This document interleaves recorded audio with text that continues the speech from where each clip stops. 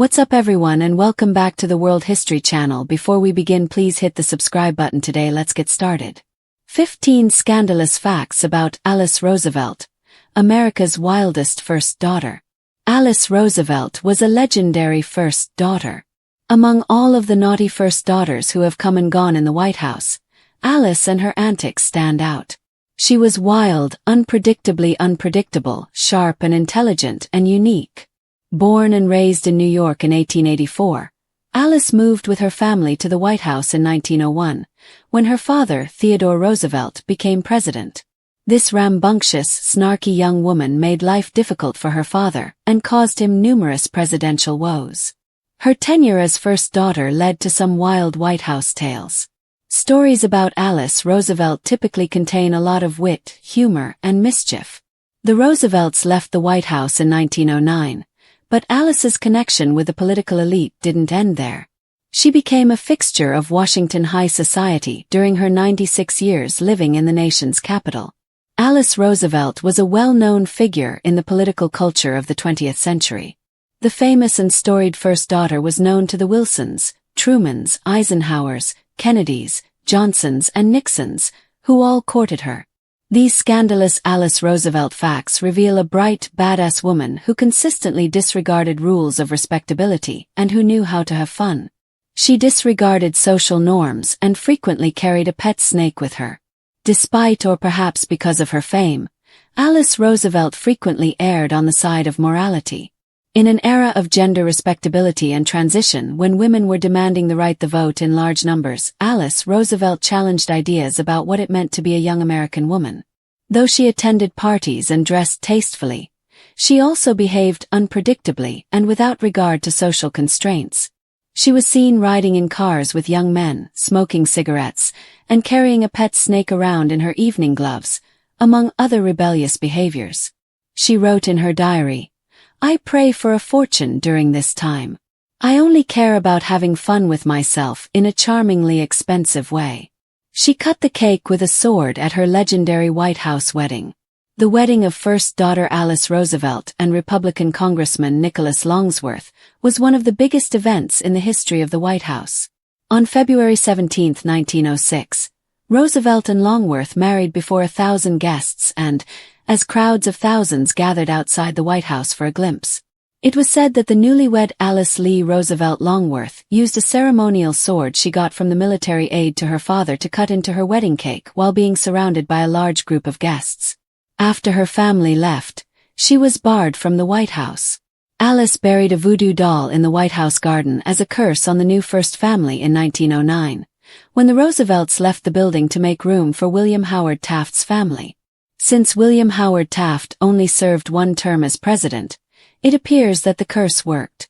Both the Taft and Wilson administrations banned Alice from the White House, the latter because she made a rude joke at Wilson's expense. She was Washington's wise woman for several decades. Alice Roosevelt was perhaps Washington's queen of quips. She met all of the most influential American politicians of the 20th century thanks to her close connections in Washington, D.C., and her evaluation of them may have been harsh and critical. Her unofficial motto has since been muttered by generations of gossips. "If you haven't anything good to say about anyone, come and sit by me." Alice famously stated that President Herbert Hoover was more exciting than a Hoover vacuum. When Senator Joseph McCarthy, who launched a communist witch hunt in the early 1950s, made the mistake of calling her Alice, rather than Mrs., she responded sharply, "You will not call me Alice, Longworth. The truckman, the trashman, and the policeman on the block may call me Alice, but you may not." She challenged her father at every turn, even interrupting White House meetings. It is no secret Alice had a difficult relationship with her father, since she spent her life craving attention he never bothered to or could give. Alice's stubbornness and strength meant she was a handful for her father and stepmother, who struggled to manage her. They once attempted to enroll her in a rigid girls' school, and she was definitely not on board with the plan, threatening, "If you send me, I will humiliate you." During her father's presidency, Alice's actions kept Roosevelt busy. At one point, she repeatedly interrupted a meeting between her father and the novelist Owen Wister. Exasperated, Roosevelt exclaimed, I can be President of the United States or I can attend to Alice. I cannot possibly do both. On a diplomatic trip to Asia, she began a scandalous affair with a congressman. In 1905, Theodore Roosevelt wanted to keep his 21-year-old daughter occupied in the hopes it might keep her out of trouble. So he sent her as the head of a goodwill delegation to Asia, which was meant to coincide with his efforts to bring about peace during the Russo-Japanese War, a task that ultimately won him a Nobel Peace Prize. Alice's diplomatic mission wasn't quite what her father had in mind. Though she went through the motions of diplomacy, the young woman also had plenty of fun along the way, including flirting with government officials who joined her and learning how to do the hula in Hawaii. She even jumped into the ship's pool in full clothing, making quite the splash. Her affair with Nicholas Longworth, an Ohio Republican congressman in his 30s, may have been the most scandalous aspect of Roosevelt's trip. By December 1905, the two were engaged. She was a well-known person whose color and waltz were named after her. When Theodore Roosevelt became president in 1901, Alice was a rebellious teenager of 17, and her wild behavior and impeccable fashion choices catapulted her to the status of bona fide American celebrity. Her preference for a light blue became so well known that it was given the name, Alice Blue. Alice Blue dresses became so ubiquitous there was a song to pay homage to the trend. Alice's blue dress, the Alice Roosevelt Waltz, was also named in her honor. The public speculated on her romantic escapades and potential matches. She received so many letters at the White House. Roosevelt's had to hire a secretary just to deal with Alice's mail. Teddy's father was absent. Roosevelt fled to the West for several years after his personal tragedies in February 1884. Though it brought Roosevelt excitement, fulfillment, and stirred his environmental consciousness, it meant he was absent from his young daughter's life. In his absence, his older sister Bammy virtually adopted Alice, taking charge of the infant and raising her for the first few years of her life. In a diary Alice kept while she was in the White House, she wrote, "Father doesn't care for me, which is to say 1/8 as much as he does for the other children." Many years after Teddy returned to Alice, she and her stepmother couldn't stand one another. Though Roosevelt never completely got over the loss of his first wife, he remarried in 1886. Edith Caro, his second wife, was Teddy's kind of sweetheart for the better part of his youth, so the match surprised no one. Despite her father's history with Edith, young Alice did not get on well with her stepmother, a problem that worsened as more and more children were added to the Roosevelt household.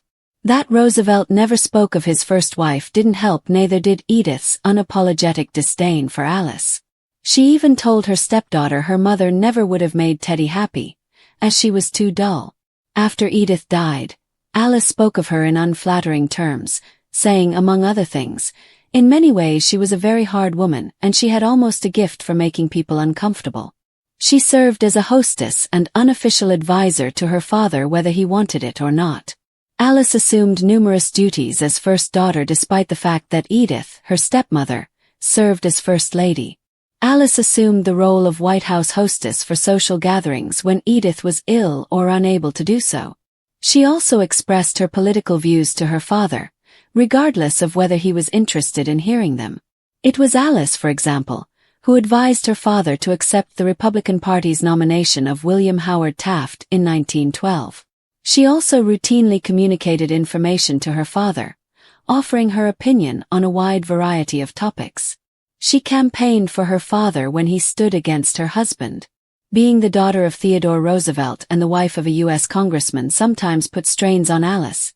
She was intimately connected to two high-profile political careers, and those careers sometimes diverged. In 1912, after being out of the White House since 1909, Roosevelt hoped for a return to presidential power. William Howard Taft, his former vice president, won the Republican nomination, and Nicholas Longworth backed Taft wholeheartedly. Alice was faced with a choice when Roosevelt announced his candidacy for president of the Progressive Bull Moose Party. Either she would back her father and his Republican opponent or she would back her husband. Ultimately, Alice threw her support behind her father, causing a strain in her marriage. She had a daughter with a politician outside of her marriage. Alice and Nicholas Longworth's marriage had its ups and downs. Longworth, who was a playboy when Alice first met him in 1905, continued his womanizing ways throughout their marriage, which lasted until his death in 1931. Alice, too, strayed outside the bonds of marriage. She began an affair in the 1920s with William Borah, an Idaho Republican senator who was married and nearly 20 years older than Alice. Paulina, Alice's only child, was most likely born to Borah, not Longworth, in 1925. She and Eleanor Roosevelt, her cousin, were rivals. Alice and Eleanor Roosevelt, Eleanor's cousin and the wife of President Franklin Delano Roosevelt, were the two most well-known Roosevelt women of the 20th century. Despite being the same age, the two were vastly distinct. First of all, they supported opposing political parties. Eleanor Roosevelt supported Democrats, while Alice Roosevelt supported Republicans. Alice was witty and popular, while Eleanor was thoughtful and unfussy. The fact that Alice sometimes made unfavorable impressions of her cousin exacerbated the rivalry that the two of them also experienced from time to time. They even wrote columns in opposing newspapers. Her father couldn't bear to call her by her first name. Alice Roosevelt's life began with tragedy. She was born on February 12, 1884, in New York City.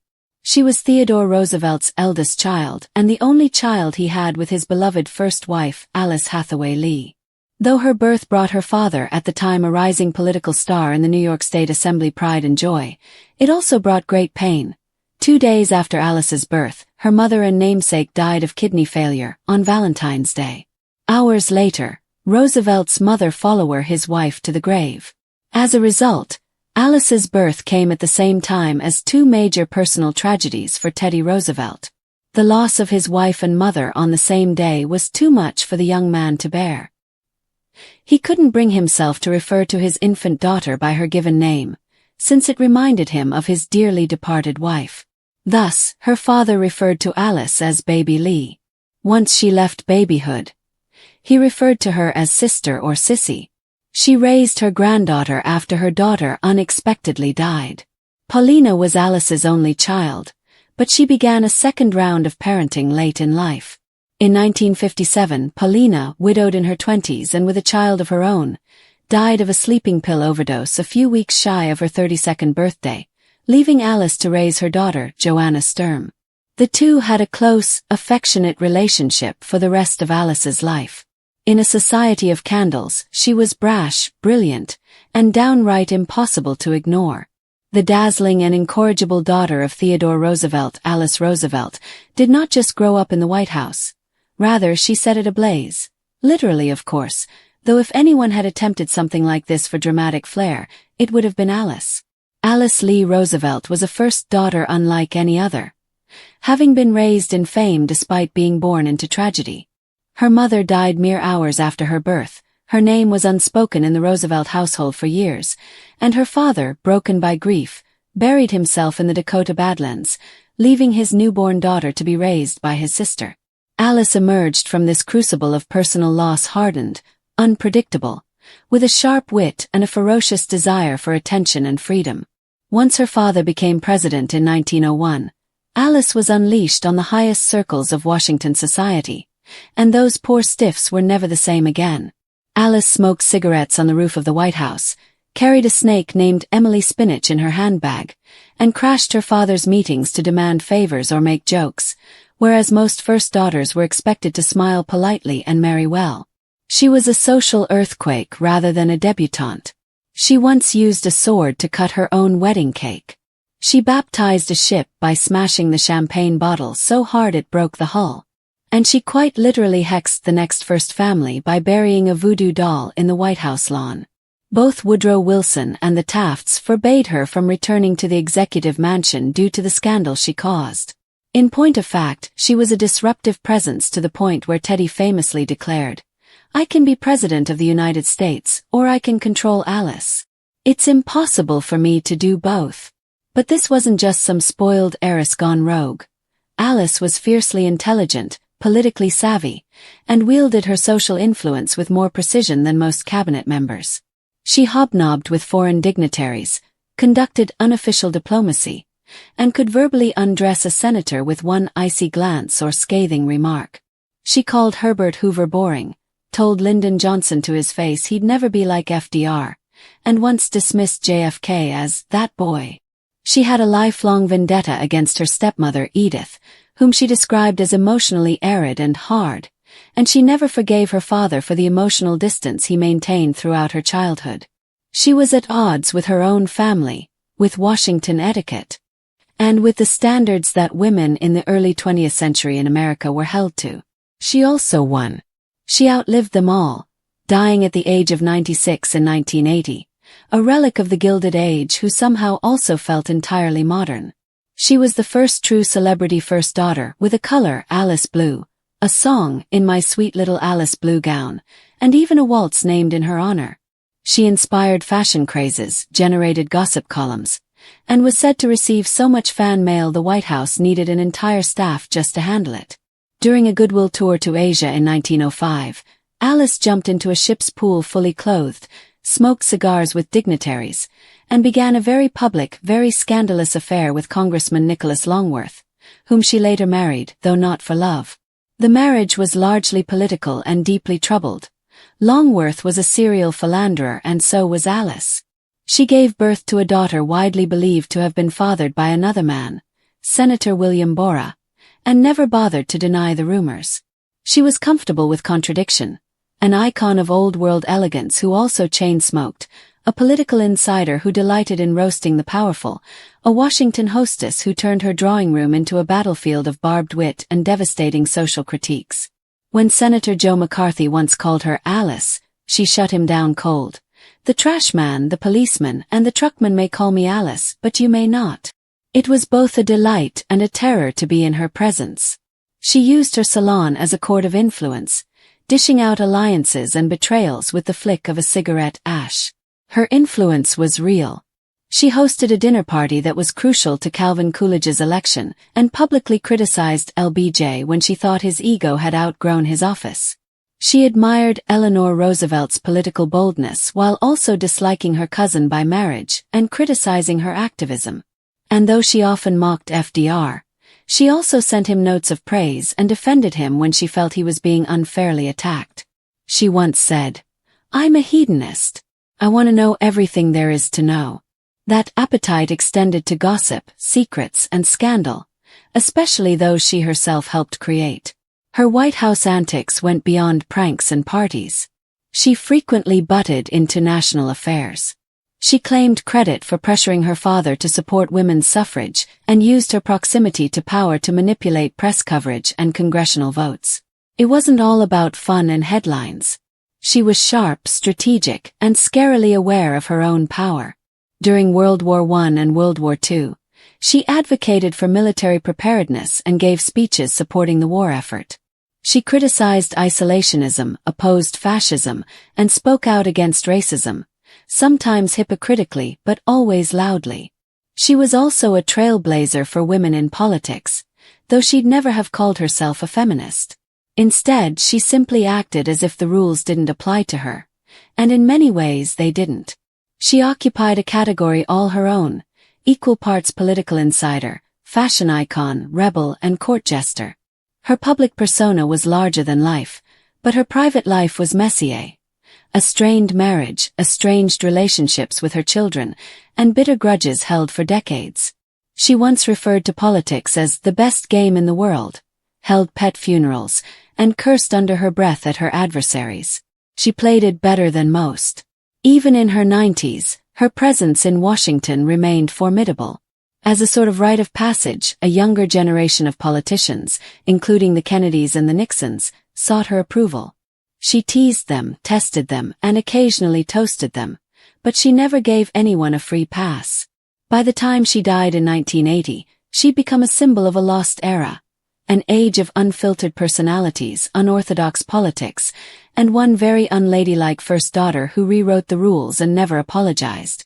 As she once said, "I've always believed in the necessity of flouting convention. I did it my entire life." And she did. With flair. With venom. With joy. With her snake Emily Spinach in one hand and a cigarette in the other, Alice Roosevelt made history misbehave. 15 Scandalous facts about Alice Roosevelt, America's wildest first daughter. Alice Roosevelt, Theodore Roosevelt's eldest daughter, was not your typical first daughter. She became one of the most infamous figures in Washington at the beginning of the 20th century. She was rebellious, had sharp tongue, and was completely unapologetic. She was a political legend for decades. Alice's antics, which included smoking on the roof of the White House and burying voodoo dolls in the garden, scandalized high society, enraged presidents, and established her status as the wildest presidential child in American history. 1. She hid whiskey in her gloves and carried a pet snake. In an era when women were expected to be demure and proper, Alice Roosevelt was anything but. She carried a pet snake that she called Emily Spinach because it was as green as spinach and as thin as my Aunt Emily, to formal events, showing off her rebellious side. She also famously stashed mini whiskey flasks in her gloves, smoked cigarettes in public, and rode around in cars with men. Scandalous behavior for a woman in the early 1900s. 2. She cut her wedding cake with a sword. One of the most extravagant weddings ever held by a president was Alice's wedding to Congressman Nicholas Longworth in the White House in 1906. In true Alice fashion, she grabbed a ceremonial sword from her father's military aide and used it to slice the wedding cake, a bold move that perfectly captured her defiant personality. 3. She was banned from the White House, twice. Alice was so resentful of Theodore Roosevelt's departure in 1909 that she buried a voodoo doll of William Howard Taft in the White House garden, allegedly to curse him for one term, which oddly enough came true. Her mischief didn't stop there. She later mocked President Woodrow Wilson's wartime policies, leading to her being banned from his White House as well. 4. She was the queen of political insults. The wit of Alice Roosevelt is legendary. She once quipped, "If you haven't got anything nice to say about anybody, come sit next to me." Among her most famous burns, on President Calvin Coolidge. "He looks like he was weaned on a pickle. A Hoover vacuum is more exciting than that man," according to Herbert Hoover. She yelled, "You will not call me Alice," when Senator Joseph McCarthy dared to refer to her as Alice. "You may not call me Alice, but the trash man, the truck driver, and the policeman on the block may." 5. She interrupted presidential meetings just to annoy her father. Alice had a famously strained relationship with her father, President Theodore Roosevelt. She once repeatedly interrupted a meeting he was having with Owen Wister, a novelist.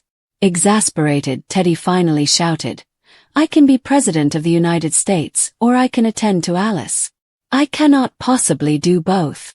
6. She had a scandalous affair during a diplomatic trip. In 1905, Teddy sent Alice on a goodwill tour of Asia to keep her out of trouble. Instead, she jumped fully clothed into a ship's pool, flirted with diplomats, and began an affair with Ohio Congressman Nicholas Longworth, whom she later married. The trip was supposed to showcase American diplomacy, but Alice turned it into a tabloid sensation.